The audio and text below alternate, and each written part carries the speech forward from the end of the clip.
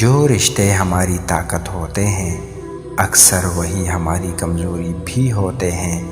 رشتہ خون کا ہو یا احساس کا، اس میں ضد نہیں آنی چاہیے، ورنہ ضد جیت جاتی ہے اور رشتہ ہار جاتا ہے۔ تمہارا اچھا وقت دنیا کو بتاتا ہے کہ تم کون ہو، اور تمہارا برا وقت تمہیں بتاتا ہے کہ دنیا کیا ہے۔ تم نے اس کو کھویا ہے پاگل، جو رب سے تمہاری باتیں کیا کرتا تھا۔ اللہ ہر اس آنسو سے واقف ہے جو تم نے مسکراتے ہوئے اپنی پلکوں کے پیچھے چھپا لیا۔